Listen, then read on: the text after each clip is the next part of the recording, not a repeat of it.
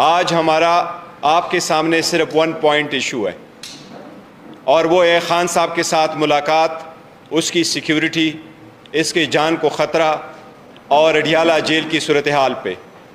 خان صاحب سے ریلیٹڈ ہم بارہا ذکر کر چکے ہیں کہ he shouldn't be in jail in the first place. Political victimisation میں رکھا گیا ہے، 200 سے زیادہ کیسز بنائے گئے تھے، جس میں سے 3 کیسز 5 دنوں میں 3 سزائیں دلائی گئی ہے۔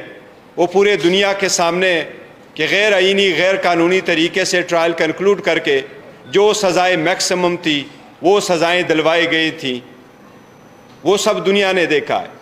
اس سب کے باوجود ہم قانونی راستہ اپناتے ہوئے عدالتوں میں آئے، عدالتوں پہ احترام اور اعتماد کرتے ہوئے یہ امید کیے بیٹھے ہیں کہ at the end of the day انشاءاللہ تعالی ہمیں عدالتوں سے ان سارے کیسز میں ریلیف ملے گا۔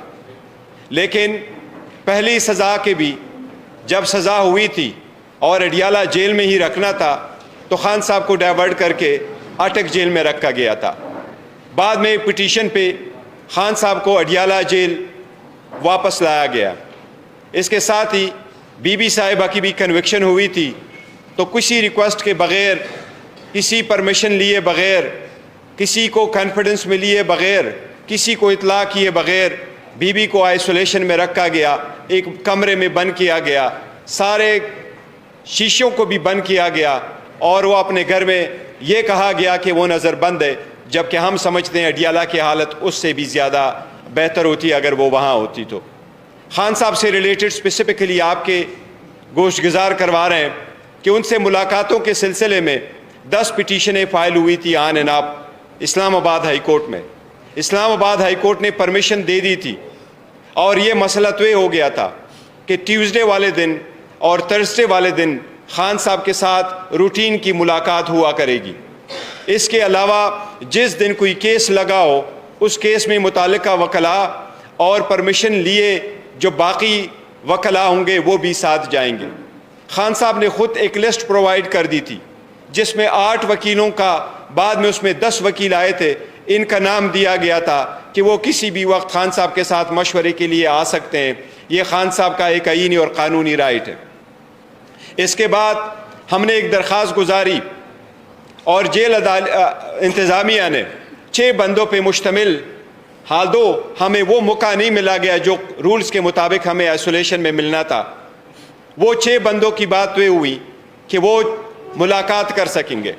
ہماری جب بھی ملاقات ہوتی تھی ریسٹرکٹڈ، لیکن آل آف اے سڈن اس صبح جب ملاقات کے لیے ہم جا رہے تھے تو ملاقات کی اجازت آج نہیں ملی، نہ فیملی کی ملاقات ہو سکی، نہ وکیلوں کی ملاقات ہو سکی، نہ کسی اور طریقے سے جیل انتظامیہ کے ساتھ کمیونیکیٹ ہوا۔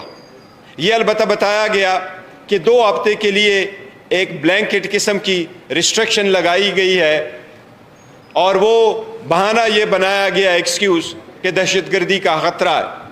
اس بلینکٹ پابندی کی ہم شدید مذمت کرتے ہیں۔ ہم مطالبہ کرتے ہیں کہ اس کو لینے سے پہلے اس کی فیملی ممبرز کو بتانا تھا، وکلاء کو بتانا تھا، پارٹی لیڈرشپ کو بتانا تھا۔ ایسے بلینکٹ پابندی غیر آئینی، غیر قانونی ہے۔ ہمیں پہلے بھی شدید خطرات کا اندیشہ تھا۔ خان صاحب کی زندگی بھی پہلے بھی 2 مرتبہ اٹیک ہو چکے ہیں۔ ان کی زندگی کو جو لائق خطرات تھے وہ ساری دنیا کو معلوم ہے، لیکن آل آف اے سڈن ان کو بند کر کے کرنا اس بات کی طرف نشانی ہے کہ خان صاحب کی زندگی کو خطرہ ہے، اور خطرہ ان لوگوں سے پہلے وہ محسوس کرتے رہے جن کے ہاتھوں میں ان کی کسٹڈی ہے۔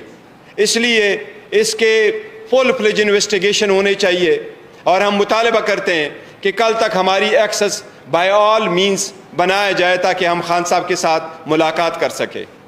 خان صاحب آرڈنری پریزنر نہیں ہے، اس لیے ایک بلینکٹ پابندی لگانا جیل میں کہ کوئی بھی نہیں مل سکتا، کوئی ملاقاتی نہیں آ سکتا، خان صاحب کی سچویشن ہر صورت اس سے مستثنیٰ ہونی چاہیے۔ ہمیں بتایا جائے ان کی صحت کے بارے میں، ہمیں بتایا جائے اس کی سیکیورٹی کے بارے میں، اور ہمیں بتایا جائے کہ یہ سمری کہاں سے موو ہوئی ہے، کس نے یہ آرڈر پاس کیے ہیں، اور خان صاحب کو یہ کس مضمرات کے نیچے ان پہ یہ پابندی لگائی گئی ہے۔ ہم اس کی مذمت بھی کرتے ہیں، اس کی تحقیقات کا مطالبہ کرتے ہیں، اور کل ہر صورت پارٹی لیڈرشپ اور وکلاء کی ملاقات کا مطالبہ کرتے ہیں۔ بائی آل مینز ہمارا کل یہ مطالبہ ہے کہ ہماری کل ملاقات ہو جائے، اور اس ملاقات کے بعد ہی اور ساتھ ہی انشاءاللہ تعالی ہم آئندہ کی لائحہ عمل کا اعلان بھی کریں گے۔